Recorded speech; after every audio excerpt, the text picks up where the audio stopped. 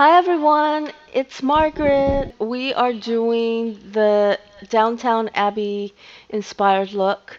And one of the things that I really wanted to share with you, I already did one a while back of Lady Sybil, and unfortunately she was killed off in well, she wasn't killed off, she died in the third season. So I wanted to do one for the fourth season that just ended of Lady Mary, who I think is just beautiful, and she's played by Michelle Dockery. Such an amazing actress, and I think we'll definitely see a lot of her. But I love her character, and I love the era that they're going into, which is the Edwardian era. And so I'm going to do my take on Lady Mary with Downton Abbey and with the whole Edwardian feel. Now, it's very, very in right now with that whole neutral look. So I thought this was a really good thing too to do, especially if you look at a lot of what's going on in the fashion magazines, Fashion Week, even down the red carpet during the Oscars and all the award shows. Everything's going super uber neutral, natural, glam. And when I say that, you do definitely wear things in ways that you would never wear a natural makeup look, but this is like a natural, neutral glam application.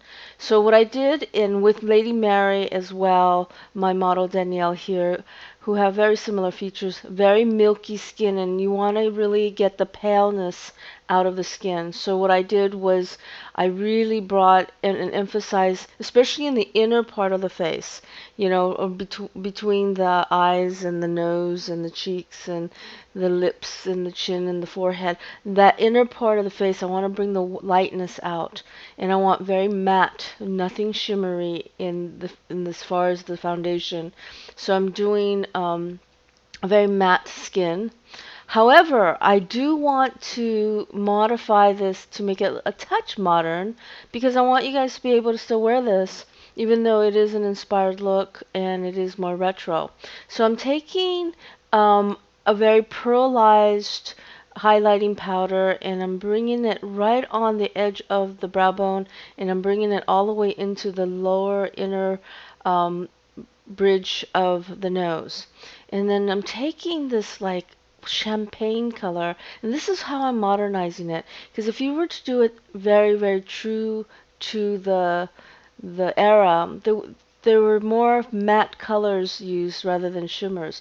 So I would use the same color, but this one has much more of a shimmery metallic feel, which I think is going to give the same effect in terms of the color, but the reflection is going to modernize it a little bit more and create a little more dewiness to it, especially against the very matte foundation. So as you can see, I'm taking a flat brush and I'm just putting this shimmery champagne color shadow all around the lid. And then I'm going to take that and go right on the lash line on the bottom lid. And this is a very soft, almost no makeup look, but I mean, obviously you see that there is a lot of makeup on. But you want to make sure you apply it perfectly. That's something you want to, make sure you take the time to do. And I'm taking a very soft plum, but almost like a champagne plum color cheek. If you could see, it has like a bluish champagne plum color to it. Very, very soft. And I actually dipped my blusher brush in translucent powder first, and then I dip it in the color just to soften it. Because you don't want a lot of color. You just want just a touch of blush, just to bring it out. And now I'm going to go over the brows. Now here's Lady Mary's brows are usually very pronounced. And so what I'm going to do is I'm going to just really go and darken the brows and really bring the strength out in the brows because that really creates the structure in the face.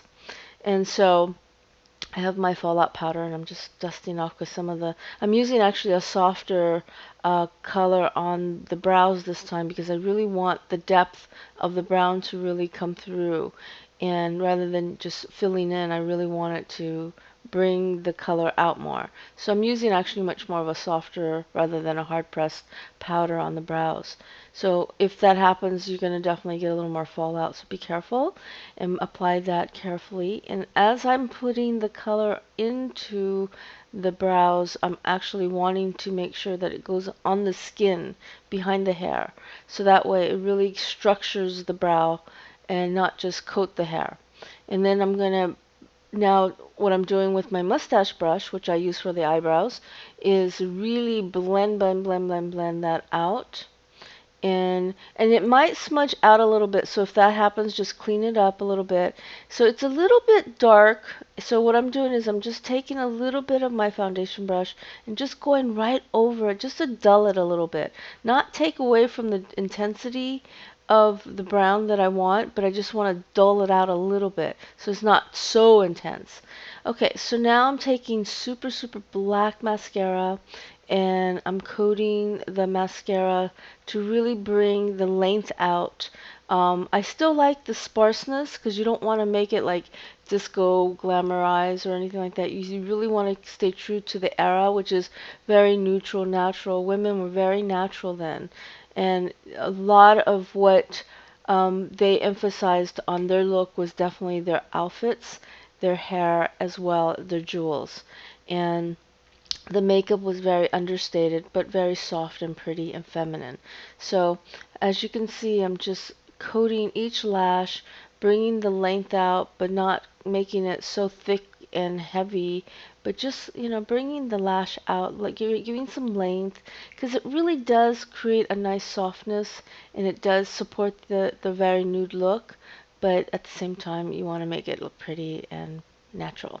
So I'm taking now a gloss, and this gloss is a very earthy, plummy, nude lip gloss. It has a little bit of a brownish plum to it, but it's very transparent. So as you can see, just find something that works to pull everything together. So here's my Lady Mary look of Downton Abbey. If you love my techniques, go to www.mkcbeautyacademy.com for online training, blended training, or in-person training. Thank you so much for watching. Please subscribe, like, and stay tuned. Bye.